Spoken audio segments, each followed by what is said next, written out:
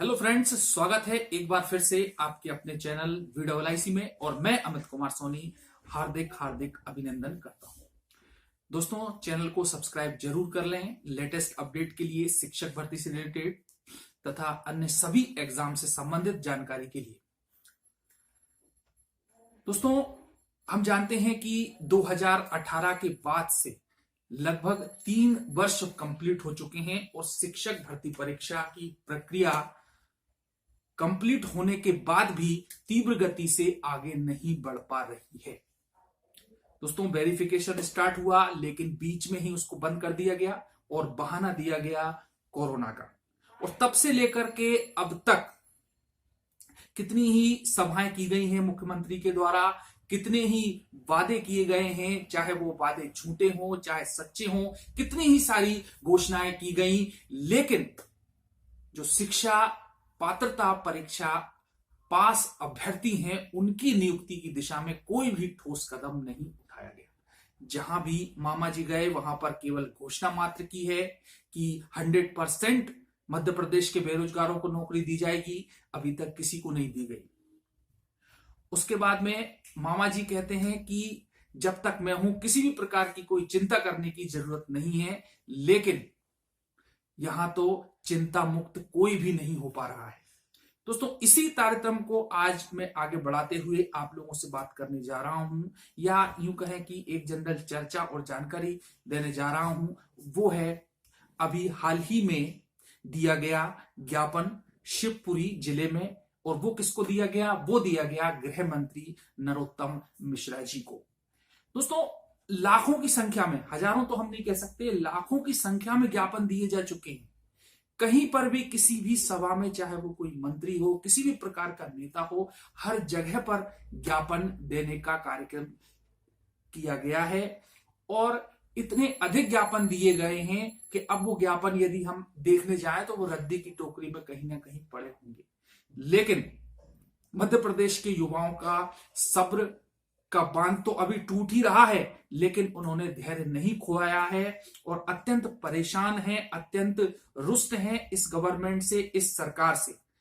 एक तरफ विपक्ष, जहां कमलनाथ जी ने अभी हाल ही में, आप लोगों को पता होगा कि चिट्ठी लिखी थी उन्होंने, और ऐसी चिट्ठी को पहले भी लिख चुके थे कि भाई जो शिक्षक अभ्यर्थी पास हो चुके हैं उनको ज्वाइनिंग दी जाए, उनको नियुक्ति दी जाए। लेकिन ऐसी चिट्ठी लिखने का मतलब तभी है जब वह एक्चुअल में विद्यार्थियों के साथ में, अभ्यर्थियों के साथ में आकर के आंदोलन करते हैं, उनके आगे खड़े होते हैं, और तब तक नहीं हटते हैं जब तक कि उनको नियुक्ति पत्र हाथ में ना मिल जाए। ऐसी चिट्ठी लिखना तो कई बार और कई सारे मंत्री कर चुके हैं। दोस्तों, आइए हम आगे बात करते हैं कि ज्ञापन से संबंधित ज्ञापन किस कंडीशन में दिया गया, किसको दिया गया। तो मैंने जैसा आप लोगों को बताया कि शिवपुरी के पिछौर में नरोत्तम मिश्रा जी आए थे किसी सभा को संबोधित करने के लिए, तो उनको ज्ञापन दिया गया।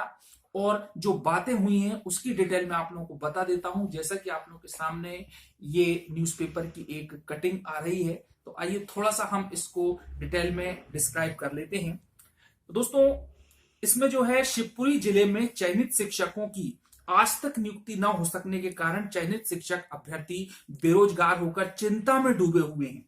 और कई बार प्रशासन से जो है गुहार लगाने के बाद भी इस दिशा में कोई भी पॉजिटिव या सकारात्मक कदम गवर्नमेंट की तरह से उठाने का प्रयास नहीं किया जा रहा। उन्होंने बताया कि चयनित शिक्षकों की आज तक नियुक्ति नहीं हो सकी, इस कारण चयनित शिक्षक अभ्यर्थी बेरोजगार होकर दर दर भटक रहे हैं, उनकी कहीं भी कोई भी सुनवाई नहीं हो रही है।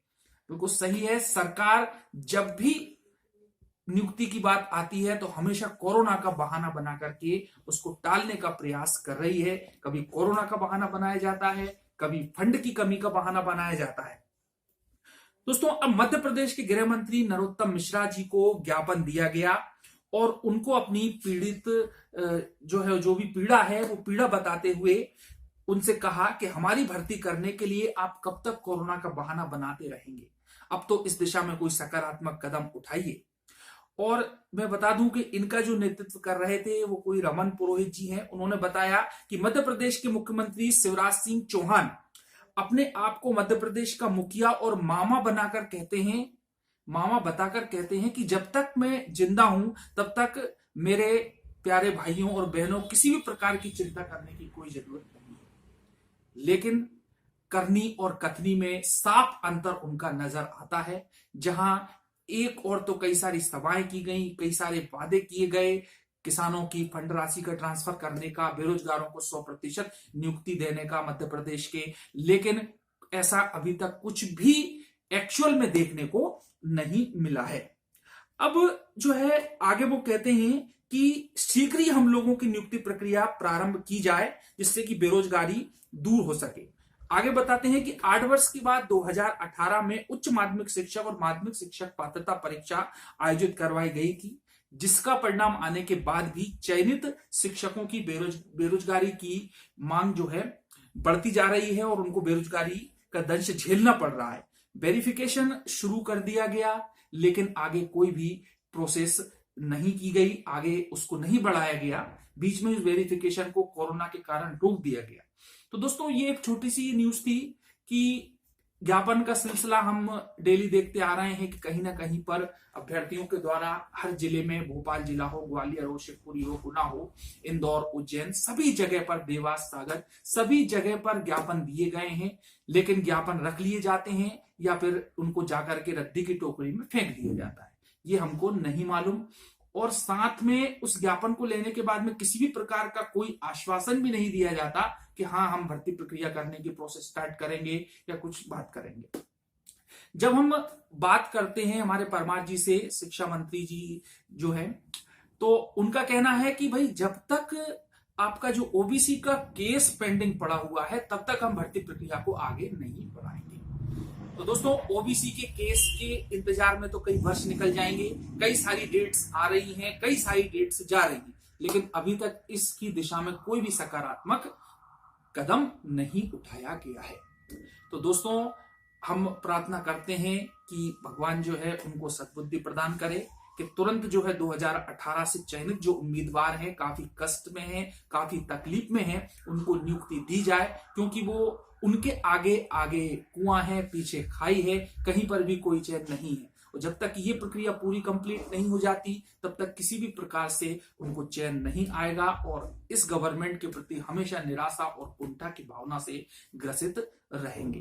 तो दोस्तों, ये एक न्यूज थी और निश्चित रूप से इसमें जो है आंदोलन, एक बड़ा आंदोलन किया जाना चाहिए और तब तक वो आंदोलन चलना चाहिए तब जब तक कि नियुक्ति पत्र ना मिल जाए।